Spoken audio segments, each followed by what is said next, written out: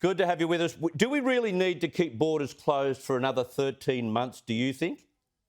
Well, closed to whom? I think that's the key question. If it's Australians returning from their travels to come home, I think we're all supportive of that. But I think we've also got to recognise that our country has some benefits from the record low period of permanent migration flooding into Australia. We had big Australian migration numbers. It's next to zero. The Reserve Bank has said this has helped to ease the rental housing crisis in the big cities.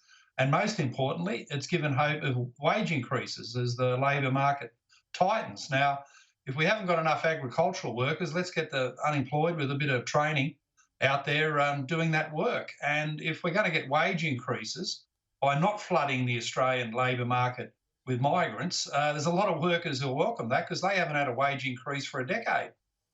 Well, how long do you wait, though? How long do you wait before you say, let's engage with the rest of the world? Well, Chris, we've got to be obviously careful about this. And the Prime Minister says he'll wait for the health advice. But Australia's had one enormous natural advantage in fighting COVID, and that is we're an island that hasn't got porous borders. So for that reason, you want to cash in on your advantage. I mean, Australians obviously look at India, we've looked at Europe, the United Kingdom, the United States over the past 15 months. And mostly we've looked with horror, but also gratitude that Australia has avoided all those problems. So I'm on the side of a more cautious approach.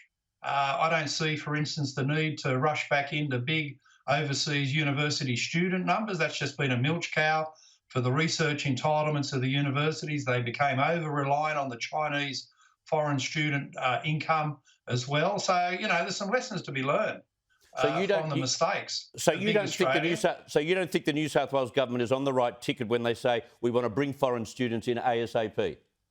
Well, not in the big numbers that we had previously, because it led to an over-reliance on China.